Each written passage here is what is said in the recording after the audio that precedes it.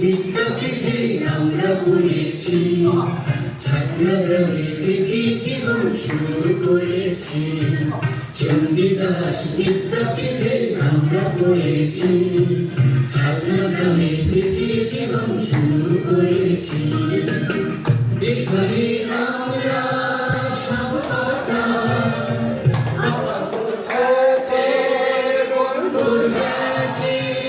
বন্ধুরা, যে যেখানে থাক না কেন আজকে মিলেছি।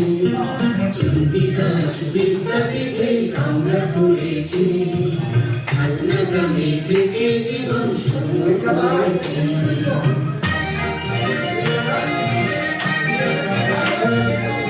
প্রতি বছর গেট টুগেদার আমরা করে চলেছি, আড্ডা মেরে এক নিমেষে ছেলেবেলায় ফিরেছি। প্রতি বছর গেট টুগেদার আমরা করে চলেছি, আড্ডা মেরে এক নিমেষে ছেলেবেলায় ফিরেছি। চণ্ডীদাস বিদ্যাপীঠে আমরা পড়েছি, ছাত্রগ্রামে থেকে জীবন শুরু করেছি।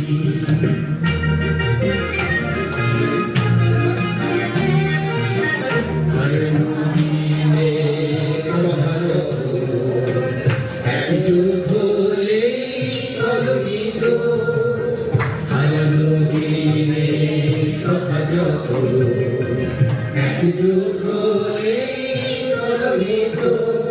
পেশার সুগার মনের জ্বালা আমরা সবাই ভুলেছি, প্রতি বছর দেখা করার সময় নিয়ে ফেলেছি। পেশার সুগার মনের জ্বালা আমরা সবাই ভুলেছি, প্রতি বছর দেখা করার শপথ নিয়ে ফেলেছি। চণ্ডীদাস বিদ্যাপীঠে আমরা পড়েছি, ছাত্রগ্রামে থেকে জীবন শুরু করেছি।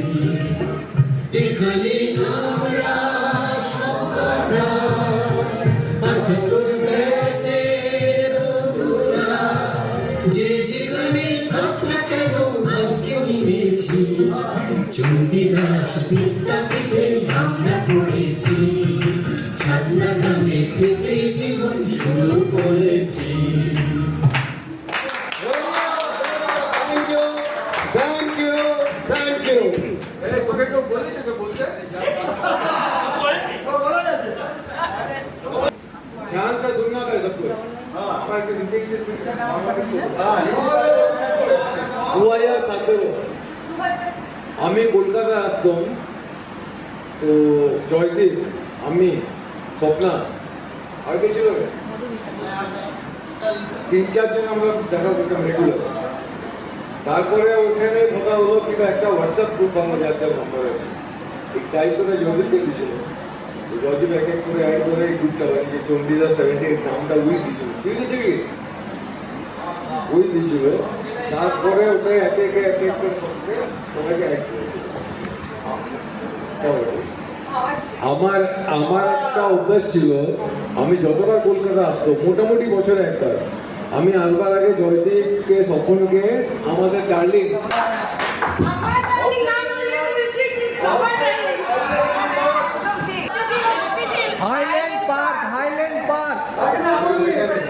ওইখানে আমরা মিট করতাম, মোটামুটি ঘন্টা 2 ঘন্টা থাকতাম।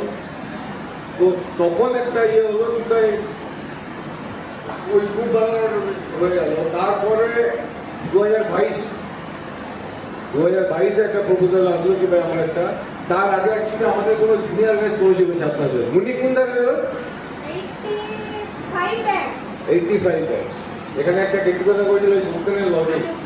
সেইটা আইডিয়াটা নিয়ে আমরা নিজেদের জিজ্ঞেস করলাম ভাই এটা আমরা একটা করা যায়। তারপরে অনেক ইয়ে হয়ে ফাইনাল হলো 2022 জুলাই ফার্স্ট গেট টুগেদার করলেন সত্যেনের লজে। সেটা সবাই এক্সপিরিয়েন্স করেছি, সেমন ছিল ন্যাচারালি। আমারও ভালো লেগেছিল, তাই আমি প্রত্যেকবার করতে বলছি। তারপর এতটা হয়নি, আমারও শরীর খারাপ হয়ে গেছিল বা যাও। এবারেও ইনিশিয়েশনটা কে নিয়েছিল? বাঁকুড়া আসছিল, সেই হিসাবে তারপর বিলা ইনিশিয়েশনটা নিল কি ভাই চল একটা গেট টুগেদার করছি। এটা তো আমি প্রপোজাল লেগেছিলাম ভাই আমার একটু অসুবিধা হয়, তোরা ভেজিটেরিয়ান খাবার হয়। বললো ভেজিটেরিয়ান তো কি খুব ভেজিটেরিয়ান রাখছি আমরা, আর বাঁকুড়ায় ভালো পেয়েছে খুব ইয়ে করে, তো এটা তারপর তো আছে, তো এক্সপিরিয়েন্সটা খুব ভালো হলো। তোর প্রস্তাবটাকে সব থেকে সমর্থন আগে জানিয়েছিল দীপু। দীপু জানিয়েছিল, দীপু 3 cheers for দীপু। আমি চণ্ডীদাস স্কুল থেকে নেই, কিন্তু আমার এমন মনে হচ্ছে কি আমি এখানেই পড়েছি, এখানেই বড় হয়েছি। বাহ, বাহ, लगता नहीं है कि नहीं, সত্যি আমার মনে হয় না কি আমি ছাড়তাম মেয়ে নয়, বউ আছে কিন্তু মনে হয় না আমি এখানে একটা মেয়ে।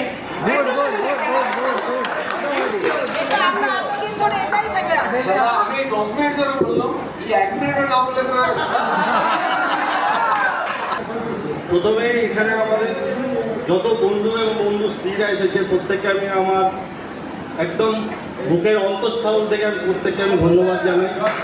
আমিও তাদের মধ্যে একজন, কিন্তু তাদেরকে ধন্যবাদ জানাবার এই সুযোগটা আমি হাতছাড়া করতে চাইছি না। আমাদের তথাকথিত গেট টুগেদার বলতে যা বোঝায় সেই হিসাবে লেখার অক্ষরে আঁকার অক্ষরে হয়তো এটা আমাদের দ্বিতীয়, কিন্তু আমরা মাঝে মধ্যেই এরকম বন্ধুরা কিন্তু একসাথে মিলিত হই। তার নাম গেট টুগেদার কিনা আমি জানি না। কিছুদিন আগে আমরা সুন্দরবন গেছিলাম, সেখানেও আমরা এরকম গ্যালারি আমাদের প্রায় ছিল। আমরা 20-25 জন এরকম বন্ধু এবং বন্ধু স্ত্রীরা ছিলাম।